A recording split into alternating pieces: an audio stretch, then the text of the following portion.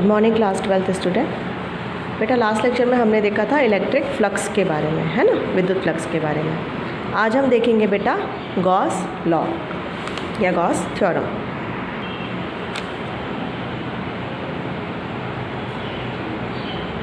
ठीक है, Gauss law बेटा हमें क्या दिखाता है, गॉस लॉ क्या है ये देख लेते हैं। According to this theorem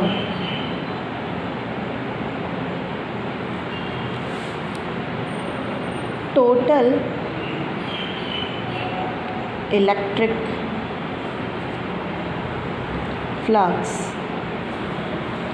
linked with closed surface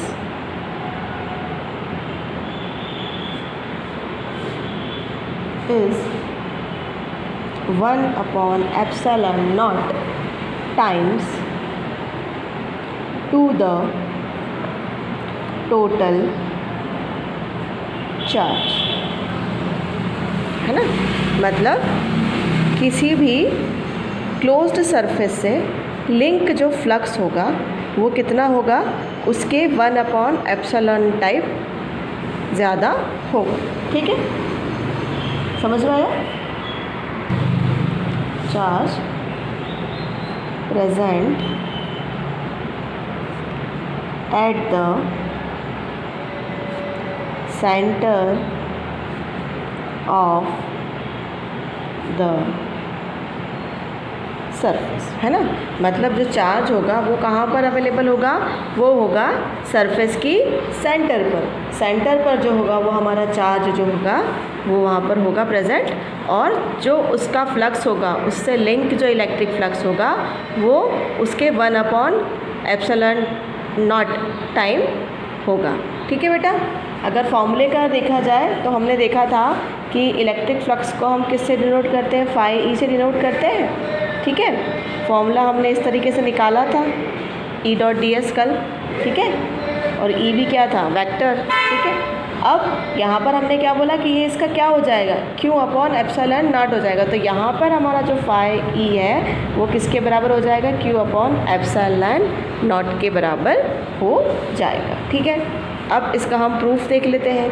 अब ये जो हमारा लेकिन बेटा गॉसियन लॉ है या गॉस थ्योरम जो है ये केवल गॉसियन सरफेस के लिए ही एप्लीकेबल होती है ना, क्लोज्ड सरफेस के लिए ही एप्लीकेबल होती है। तो क्लोज्ड सरफेस में कौन कौन सी चीज़ें आ जाती हैं, क्लोज सरफेस में हम स्फेयर ले सकते हैं, है ना, उसके अंदर हम क्यूबॉइड ले सकते हैं। ठीक है, जो 3D फिगर्स होते हैं वो काय में आ जाएंगे बेटा, क्लोज सरफेस में, है ना। क्यूबॉइड है सर्फ और हमारा स्फेयर है, उसके बाद में सिलेंडर है, तो ये कहाँ आ जाते हैं, ये क्लोज्ड सरफेसेस होती हैं। जो हमारे स्क्वायर होते हैं, रेक्टेंगल्स होते हैं, सर्कल होता है, इनको हम ओपन सरफेस बोलते हैं। तो ये केवल क्लोज्ड सरफेस के लिए ही एप्लीकेबल होगा बेटा।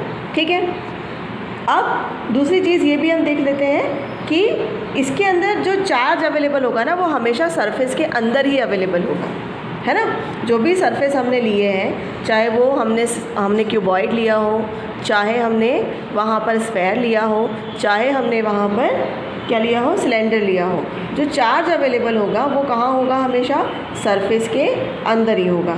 और जितने चार्जेस उस सरफेस के अंदर अवेलेबल होंगे उन सब से जो है वो डील वहाँ पर करेगा।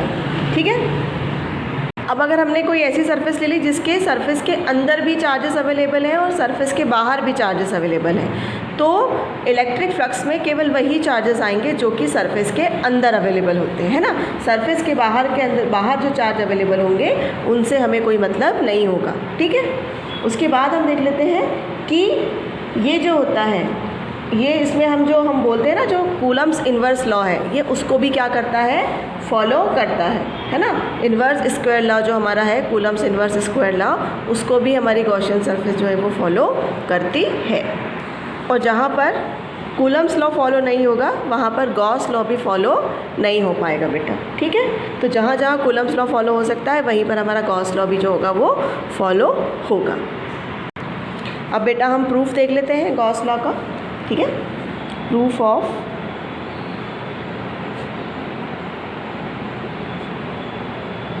Gauss law. सबसे पहले हमने एक स्फेयर ले लिया है बेटा,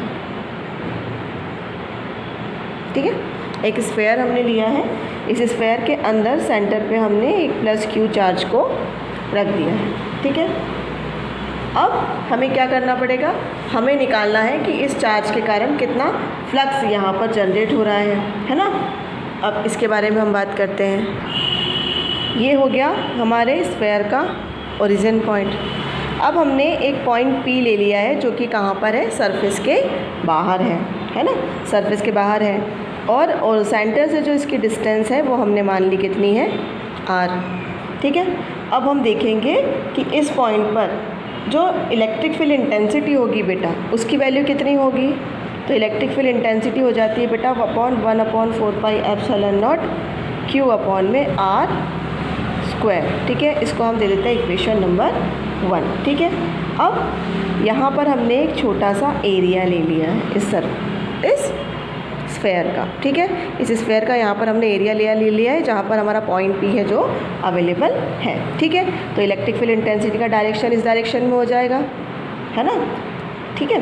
अब हमें क्या चाहिए यहाँ पर, हमने यहाँ पर E भी चाहिए, हम इलेक्ट्रिक फील्ड इंटेंसिटी भी चाहिए, और हम किसकी बात करते हैं यहाँ पर, हम एरिया वेक्टर की भी यहाँ पर बात करते हैं, ठीक है, ठीक है। सबसे पहले तो हम फॉर्मूला लगा देते हैं। तो फाई का फॉर्मूला क्या हो जाता है बेटा, फाई हो जाता है हमारा phi E dot ds cos theta, कल निकाला था हमने ds कॉस थीटा, ठीक है। अब हमने बोला था कि जो हमारा फाई है वो किस पर डिपेंड करता है, जो हमारी सरफेस का जो एरिया वेक्टर होगा और जो इलेक्ट्रिक फील्ड इंटेंसिटी होगी उसके बीच में बनने वाले एंगल पे वो डिपेंड करेगा, ठीक है।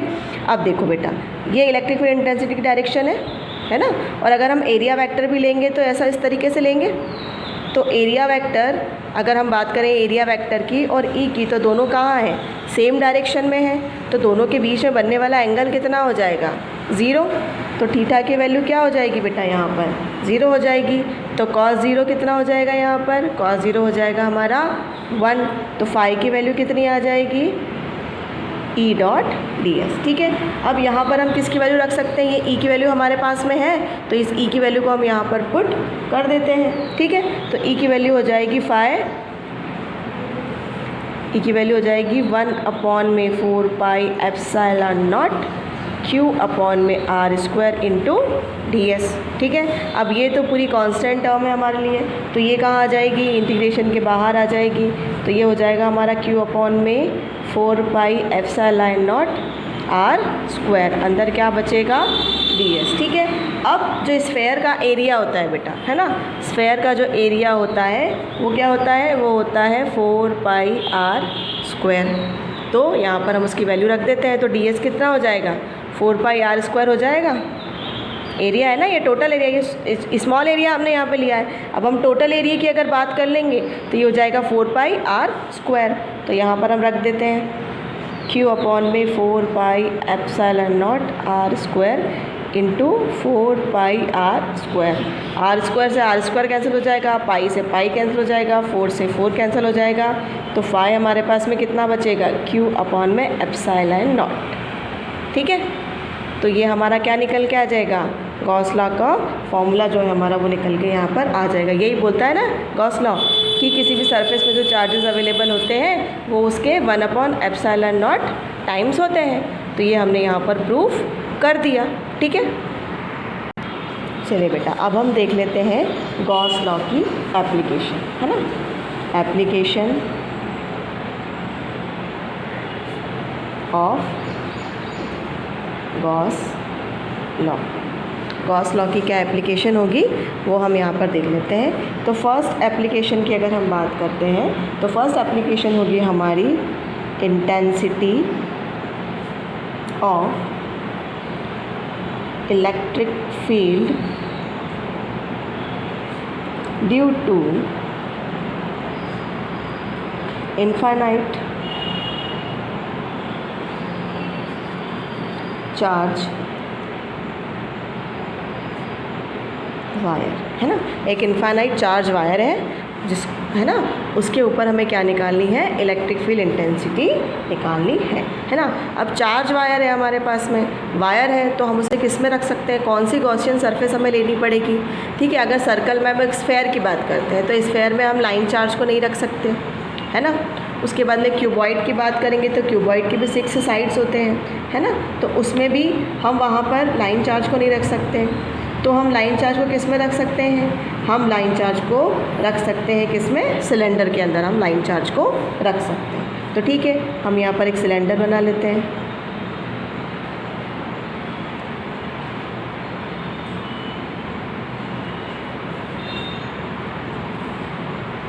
ठीक है, सिलेंडर बना लिया और इसके अंदर हमने क्या कर दिया, एक लाइन चार्ज, ये लाइन चार्ज लिया, यूनिफॉर्मली चार्ज है, ये प्लस चार्जेस उसके ऊपर रख दिए हमने।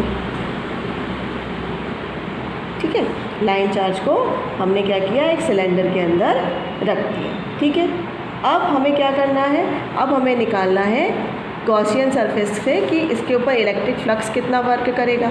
ठीक है, तो देख लेते हैं हम।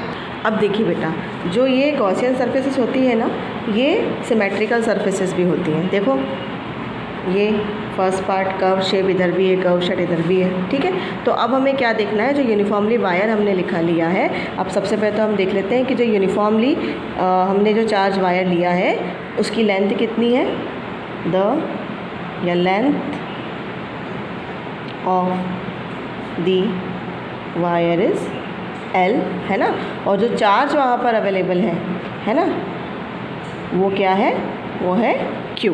ठीक है, अब सबसे पहले हम बात कर लेते हैं बेटा केस 1 की। केस 1 में देखो, केस 1 मतलब हमारी जो कर्व्ड सरफेस है ना, 2 कर्व सरफेस है ना हमारे पास, तो यहाँ पर इलेक्ट्रिक फ्लक्स कितना होगा, यहाँ पर कितना होगा, यहाँ पर कितना होगा, यहाँ पर कितना होगा, कि हमें निकालना पड़ेगा। तो सबसे पहले हम केस 1 की बात कर लेते हैं कि कर्व सरफेस पर कितना होगा। तो फाई ई कितना हो जाएगा यहाँ पर बेटा,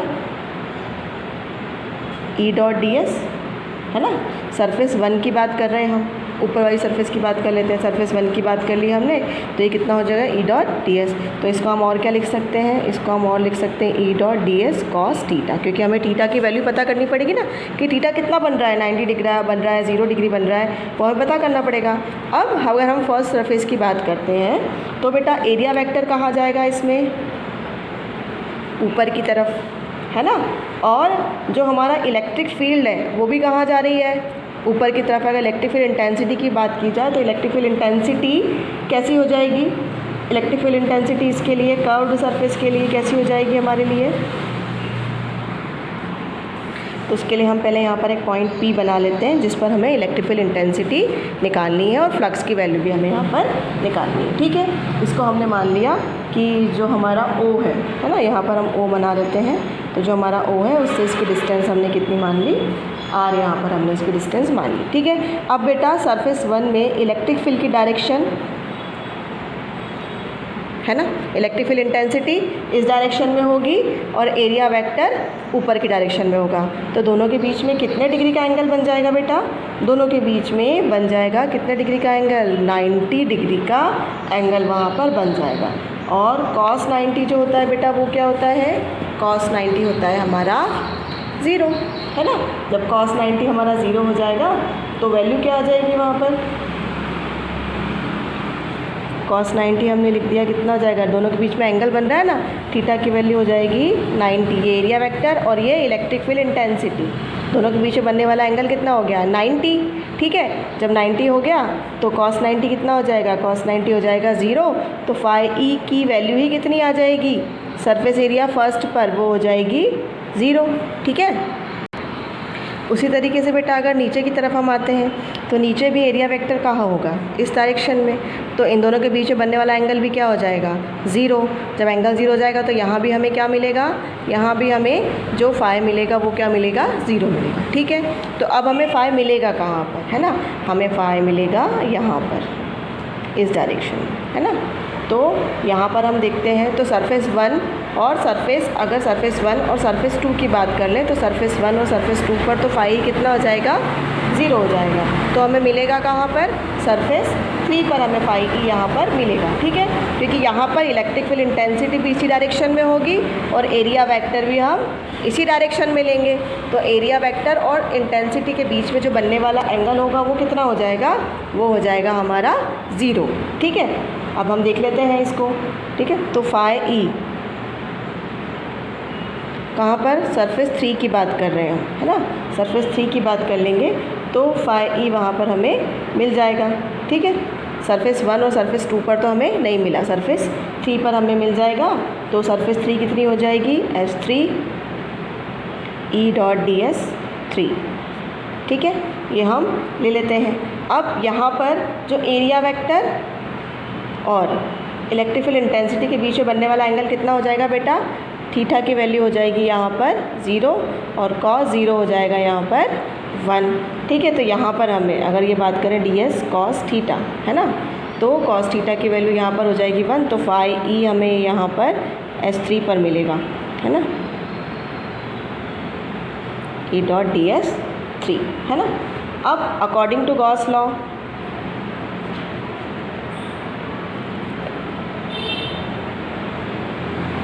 अकॉर्डिंग टू गॉस थ्योरम क्या आता है, फाई ई किसके बराबर हो जाता है बेटा, फाई ई हमें मिलता है Q अपॉन एप्सिलॉन नॉट के बराबर, है ना। इसको दे दिया हमने इक्वेशन नंबर 1 और इसको दे दिया हमने इक्वेशन नंबर 2। ठीक है, तो from equation 1 and 2 left hand side equal है, फाई ई की वैल्यू है, ये भी फाई ई की वैल्यू है ना। तो ये किसके बराबर हो जाएंगे, Q नॉट एप्सिलॉन नॉट और Q अपॉन में epsilon not S3 E dot ds, है ना। ये फाई ई हो जाएगा बेटा, क्योंकि टोटल अगर हम फाई ई की बात करेंगे तो ये फाई ई किसके बराबर हो जाएगा, पहली सरफेस के, है ना, E डॉट ds 1 प्लस दूसरी सरफेस के E डॉट ds 2 प्लस तीसरी सरफेस के, है ना, E डॉट ds 3। तो इस तरीके से हमारा नेट फाई ई यहाँ पर निकल के आ जाएगा। तो ये भी फाई ई की वैल्यू हो जाएगी और ये भी, तो दोनों को हम राइट, अगर लेफ्ट हैंड साइड इक्वल है तो राइट हैंड साइड भी क्या हो जाती है, उनकी इक्वल हो जाती है।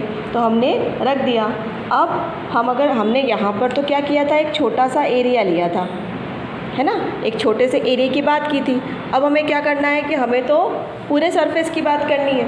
ठीक है, तो whole surface of cylindrical surface का फॉर्मूला क्या हो जाता है, तो ds2 किसके बराबर हो जाएगा हमारा, ds2 हो जाएगा हमारा 2 पाई RL के बराबर, है ना। Whole surface of cylindrical surface, है ना, whole surface of cylindrical surface कितनी हो जाएगी, 2 पाई RL यहाँ पर हमारी हो जाए। Q बेटा हमारा हो जाएगा किसके बराबर, Q हमारा हो जाएगा E डॉट 2 पाई RL और यहाँ पे Q के अपॉन में क्या है, एप्सिलॉन नॉट है। ठीक है, अब यहाँ से अगर E की वैल्यू निकालें हम तो E की वैल्यू कितनी आ जाएगी, Q अपॉन में 2 पाई RL into epsilon not, cross multiply करने पर हमें यहाँ पर मिल जाएगी। अब हमें पता है लीनियर चार्ज डेंसिटी, पढ़ी थी हमने, लीनियर चार्ज डेंसिटी किससे डिनोट करते थे हम उसे, लैम्बडा से। क्या होती है बेटा, Q अपॉन में L। ठीक है, तो यहाँ से अगर Q की वैल्यू निकाली जाए तो कितनी हो जाएगी बेटा, Q की वैल्यू हो जाएगी लैम्बडा इंटू L। तो Q कितना हो जाएगा, लैम्बडा इंटू L। तो वो Q की वैल्यू हम यहाँ पर रख सकते हैं। तो E की वैल्यू कितनी आ जाएगी, E की वैल्यू आ जाएगी आपकी लैम्बडा इंटू L अपॉन में 2 पाई RL एप्सिलॉन नॉट। L से L जो हो जाएगा हमारा कैंसिल आउट हो जाएगा। तो E की वैल्यू हमारे पास में हो जाएगी लैम्बडा अपॉन में 2 पाई R एप्सिलॉन नॉट। ये हमारी वैल्यू आ जाएगी किसकी, इलेक्ट्रिक फील्ड इंटेंसिटी की, है ना। और यूनिट क्या होती है इसकी, न्यूटन कूलम इनवर्स, है ना। तो ये हमारी क्या आ जाएगी, electric field intensity at point P, है ना, किसके थ्रू, एक लाइन चार्ज के थ्रू।